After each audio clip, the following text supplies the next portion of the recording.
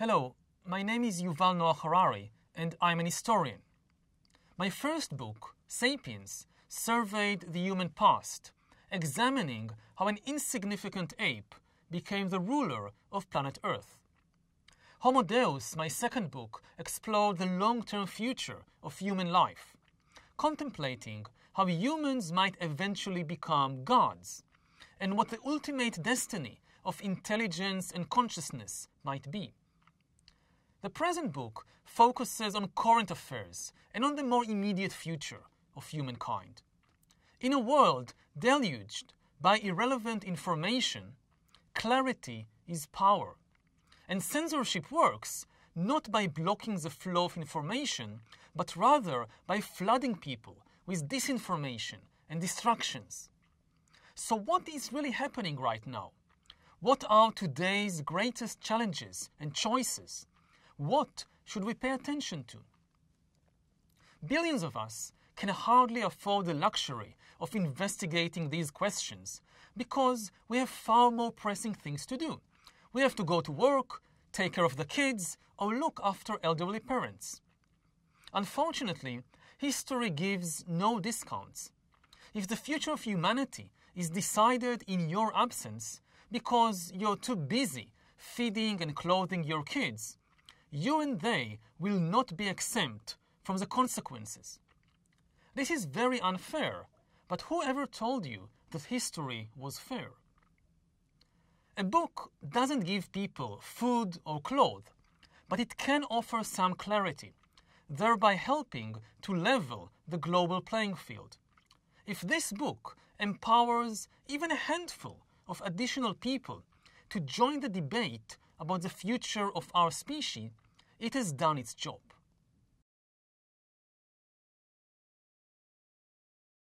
Too many politicians are busy selling us nostalgic fantasies instead of preparing us for the future. This is because most people don't like radical change, and they fear the unknown. They want more stability, and in particular, they want to have a secure identity that will give meaning to their lives. This is why we see a wave of nostalgic political visions that look more to the past than to the future. Politicians in diverse countries, including the USA, Britain, Russia, India, and Poland, turn to traditional nationalist and religious stories and promise a return to some golden past. In my own country of Israel, the government relies on the Bible and on Jewish tradition to justify its actions. Nationalism and religion are comforting because they explain to us, in simple terms, what is happening in the world, what is our personal place in the cosmic drama, who we are, and what is the meaning of our lives.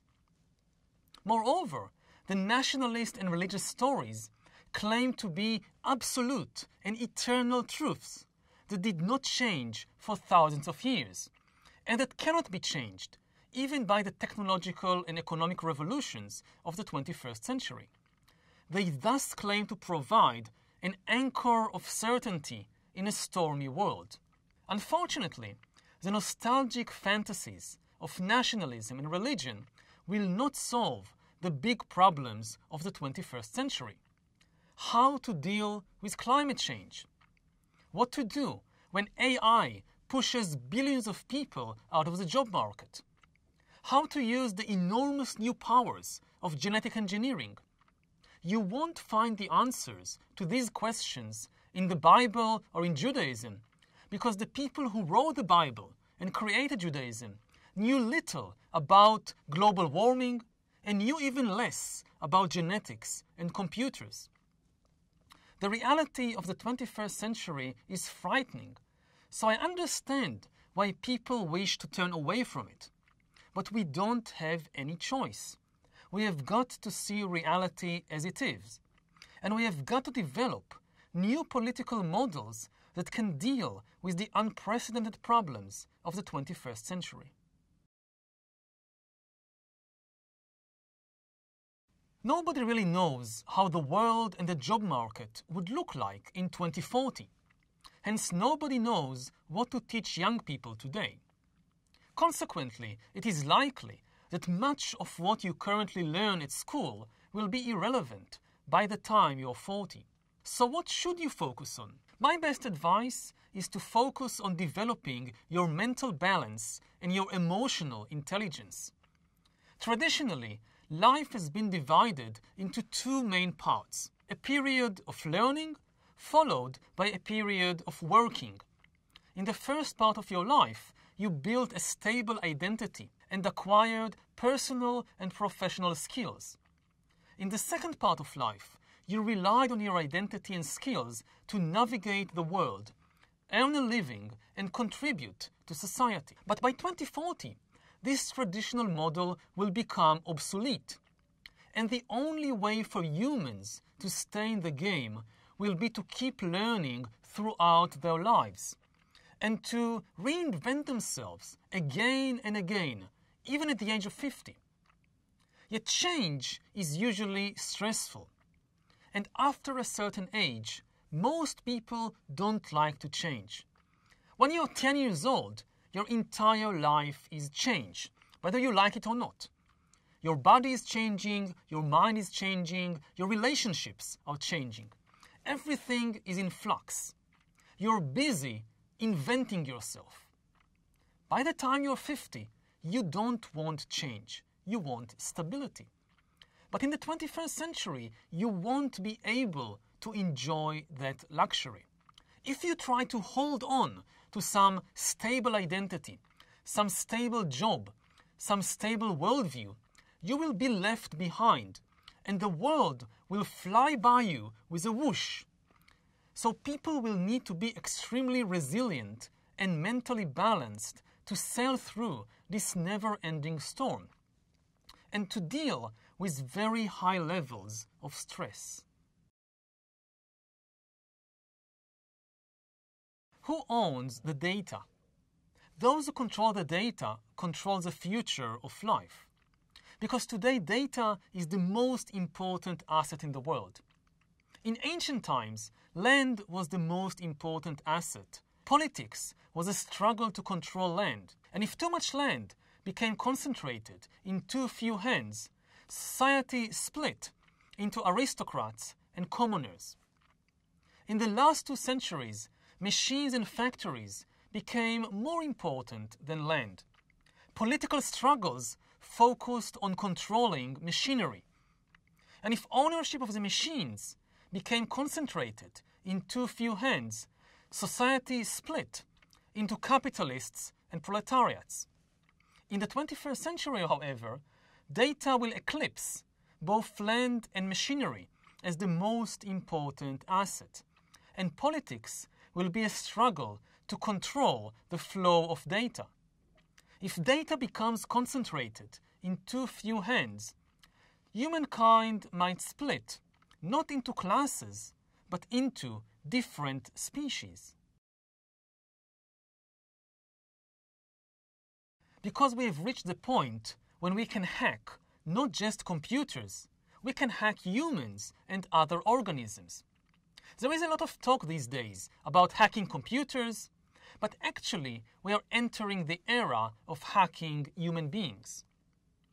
What do you need in order to hack a human being? You need 2 things: a lot of computing power and a lot of data, especially biometric data.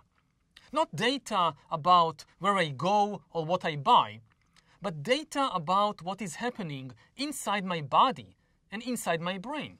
Up until now, we didn't have enough computing power and enough data to hack humans.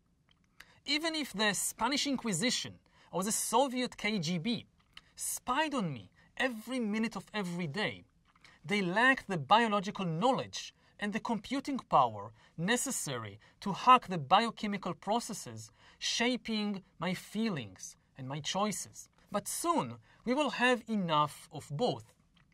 Advances in computer science, especially the development of machine learning and artificial intelligence, are giving us the necessary computing power. At the same time, advances in biology and brain science are giving us the necessary understanding of what is happening inside the brain and body of humans. When you merge the revolution in infotech with the revolution in biotech, you get the ability to hack humans. Perhaps the key invention that enables infotech and biotech to merge is the biometric sensor, which converts biological processes into electronic information that computers can store and analyze. Given enough such information and enough computing power, external systems can hack all your feelings, decisions, and opinions. They can know exactly who you are. They can know you better than you know yourself. If we are not careful, we will soon be living under digital dictatorships.